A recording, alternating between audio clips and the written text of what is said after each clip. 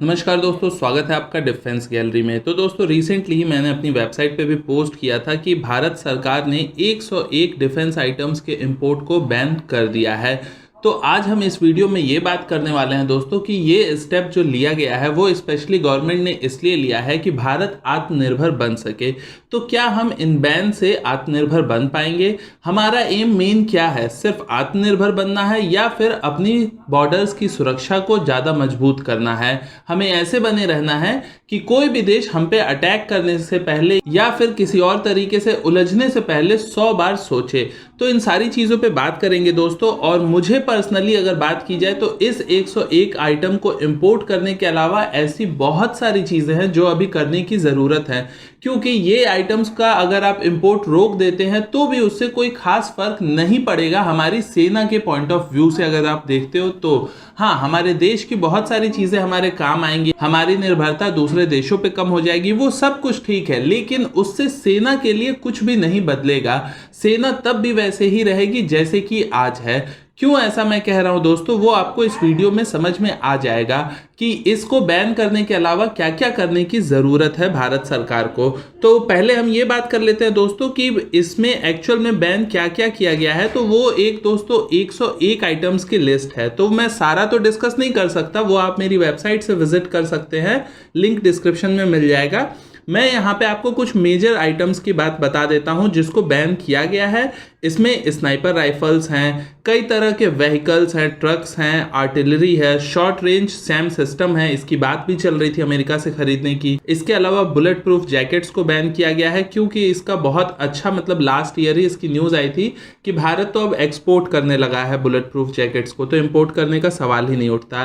LCH को import नहीं किया जाएगा, काफ़ी अच्छी न्यूज़ है। RWR यानी कि जो रडार वार्निंग रिसीवर होते हैं वो भी इंपोर्ट नहीं किए जाएंगे, लेकिन ये सिर्फ ट्रांसपोर्ट एयरक्राफ्ट के लिए, फाइटर जेट्स के लिए नहीं है। इसके अलावा और भी कुछ चीज़ें हैं, high power radar, light machine gun, assault rifle, EW system, long range land attack cruise missile और भी कई तरह के डिफरेंट एम्यूनिशंस और भी बहुत सारी चीज़ों के इंपोर्ट को बैन किया गया है।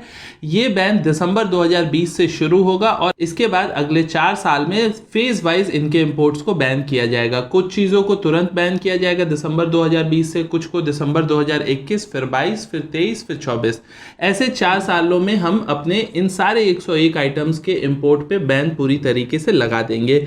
इससे फायदा होगा इन चीज़ों को जो बैन किया गया है, तो इसमें भारत के पास, जिसको भारत ने बैन किया है उसके लिए भारत के पास ऑप्शंस अवेलेबल हैं और अच्छे ऑप्शंस अवेलेबल है। तो हमें ज़रूरत भी नहीं थी इन चीज़ों को इंपोर्ट करने की। तो ये काफ़ी अच्छा रहा है कि अब अगर बैन हो चुका है प्रॉपर, तो कल को अगर कोई और भी सरकार आती है, आज NDA गवर्नमेंट ने इसे बैन किया है, तो एटलीस्ट उस पॉइंट ऑफ टाइम पे भी कोई इंपोर्ट इन सारी चीज़ों का नहीं किया जाएगा। तो खैर, ये तो सारी बात हो गई कि किन चीज़ों का इंपोर्ट बैन हुआ है। अब हम आते हैं अपने मेन टॉपिक पे कि क्या इसको बैन करने से हमारी सेना की हालत सुधरेगी। तो मुझे ऐसा बिल्कुल भी नहीं लगता है।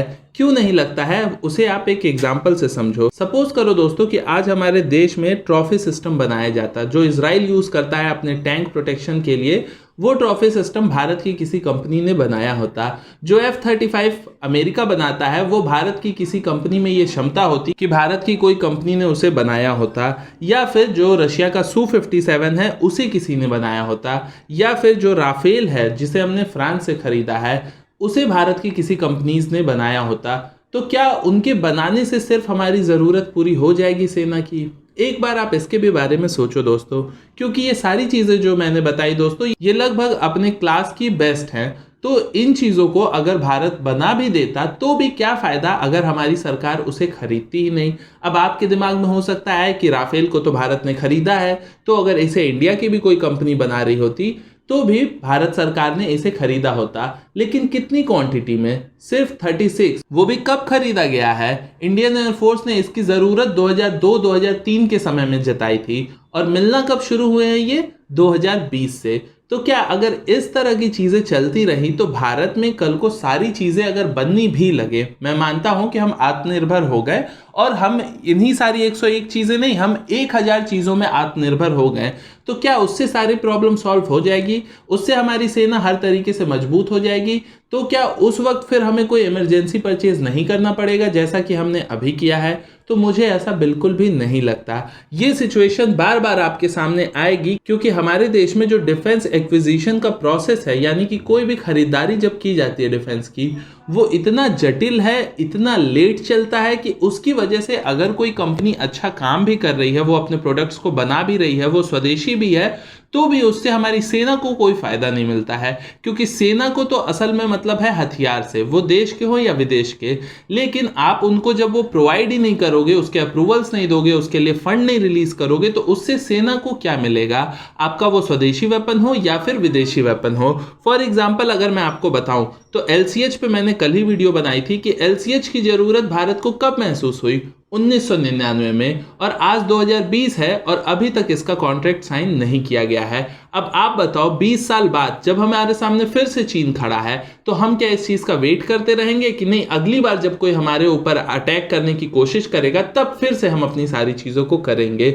या फिर आप राफेल के केस में देख लो, राफेल के केस में भी 2002 के आसपास इसकी जरूरत बताई गई थी, लेकिन डील इसकी साइन कब हुई? 2016 में। वो भी डील जब साइन हुई तो इतनी इमरजेंसी आ चुकी थी उस समय कि उस समय जाके सिर्फ 36 राफेल की ही डील साइन हो पाई, क्योंकि उसी के साथ एनडीए गवर्नमेंट ने और भी कई चीजों की डील को साइन किया है। मैं इस समय गवर्नमेंट को पूरी तरीके से अपोज नहीं कर रहा हूं, मैं गवर्नमेंट के प्रोसेस को अपोज कर रहा हूं। एनडीए गवर्नमेंट कंपैरेटिवली अगर आप इसके पिछली सरकारों को देखते हो तो काफी अच्छा डिफेंस के सेक्टर में इन्होंने काम किया है। इनके रहते हुए आपको अपाचे मिले हैं, चिनूक मिले हैं, M777 मिला है, आपका जो होविट्जर है। इसके अलावा राफेल की भी डील इन्होंने ही की है, 6 और राइफल की डील इन्होंने की है, MH-60 रोमियो हेलीकॉप्टर की डील की है। ये सारे डील बहुत बड़े डील्स थे जिसको कि लगभग 6 साल के ही दौरान में एनडीए गवर्नमेंट ने फुलफिल कर दिया है। तो सब कुछ एनडीए गवर्नमेंट नहीं कर सकती है, और अगर इन फ्यूचर एनडीए गवर्नमेंट की जगह कोई और आ जाता है जो इन चीज़ों पे ध्यान ना दे, या एनडीए गवर्नमेंट के भी समय में कुछ चीज़ें ऐसी हैं जिन पे ध्यान नहीं दिया गया है ठीक तरीके से, चाहे वो आप तेजस MK1A के ऑर्डर को ले लो या फिर आप LCH के ऑर्डर को ले लो, तो ये 6 साल से है एनडीए की गवर्नमेंट, उसके बावजूद भी कुछ चीज़ों पे ध्यान दिया गया लेकिन कुछ चीज़ों पे ध्यान नहीं दिया गया है।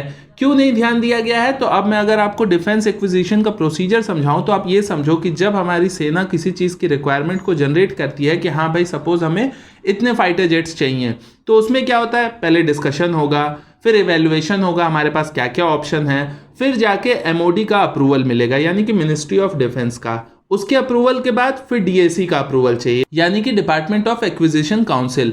फिर DAC जब अप्रूवल दे देती है उसके 4-4, 5-5 साल बाद जाके CCS का अप्रूवल मिलता है। आप सोचो इतना इतना डिले होता है। राफेल के भी केस में यही हुआ था, DAC के अप्रूवल के 4 साल 5 साल बाद आपको अप्रूवल मिलता है CCS का, और जब CCS का अप्रूवल मिलता है तब जाके कॉन्ट्रैक्ट साइन होता है, और जब आप कॉन्ट्रैक्ट साइन करते हो उसके 3 साल 5 साल बाद जाके आपको उस चीज़ की डिलीवरी मिलनी शुरू होती है, और वो 7-8 साल बाद फिर कॉन्ट्रैक्ट साइन होने के कंप्लीट हो जाती है।